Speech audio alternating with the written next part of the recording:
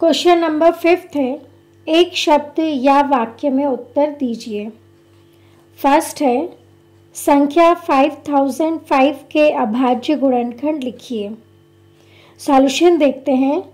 हम यहाँ पर 5005 के अभाज्य गुणनखंड निकालते हैं तो हमें प्राप्त होता है 5 × 7 × 11 × 13।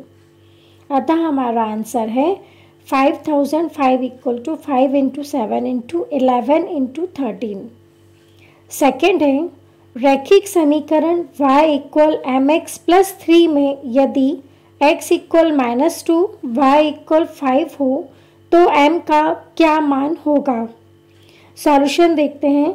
जो हमें रैखिक समीकरण दिया गया है उसमें हम x = -2 और y = 5 रखते हैं तो हमें प्राप्त होता है 5 = m × -2 + 3। इस तरह हमें प्राप्त हुआ -2m + 3 = 5। +3 का ट्रांसफ़र कर देते हैं तो हमें प्राप्त होगा -2m = 5 - 3। 5 - 3 = 2।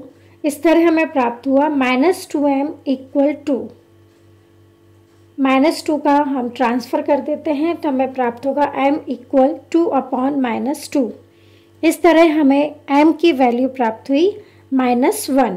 अतः हमारा आंसर है m = -1।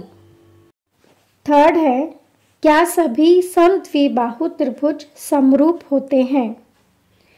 आंसर है नहीं, सभी समद्विबाहु त्रिभुज समरूप नहीं होते हैं। फोर्थ है, द्विघात बहुपद x² + 7x + 10 के शून्यकों का योग लिखिए। सॉल्यूशन देखते हैं।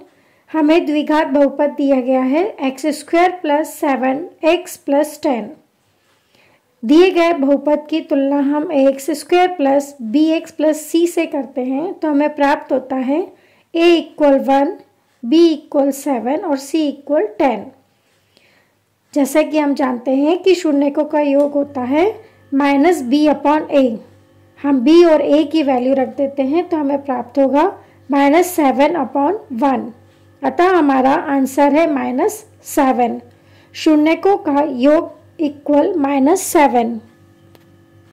फिफ्थ है AP 5, 7, 9 से लेकर 41, अंतिम पद 41 में पदों की संख्या बताइए। सॉल्यूशन देखते हैं। हमें AP दी गई है 5, 7, 9 से लेकर 41, अंतिम पद यहाँ पर 41 है। A प्रथम पद 5, D सार्वंतर, द्वितीय पद में से प्रथम पद को माइनस करेंगे 7 - 5 = 2। अंतिम पद an = 41 दिया हुआ है और हमें पदों की संख्या n का मान निकालना है। सूत्र हम देखते हैं। Formula an = a + n - 1 × d। इसमें हम an, a व d का मान हम रखते हैं तो हमें प्राप्त होगा 41 = 5 + n - 1 × 2। इसे हम इस तरह भी लिख सकते हैं। लेफ्ट हैंड साइड को राइट हैंड साइड में और राइट हैंड साइड को लेफ्ट हैंड साइड में लिखते हैं तो हमें प्राप्त होगा 5 + n - 1 × 2 = 41। सिर्फ हमारे ये आसान, इसे हल करना हमारा आसान होगा इसलिए हमने इसको इस तरह से लिखा है। अब हम +5 का हम ट्रांसफ़र कर देते हैं तो हमें प्राप्त होगा n - 1 × 2 = 41 - 5। 41 - 5 होता है 36। इस तरह हमें प्राप्त हुआ n - 1 × 2 = 36। n - 1 × 2, जो 2 मल्टीप्लाई में उसको हम ट्रांसफ़र करेंगे तो हमें प्राप्त होगा 36/2। इस तरह हमें प्राप्त हुआ n - 1 = 36/2 और 36/2 को सॉल्व करेंगे तो हमें प्राप्त होगा n - 1 = 18।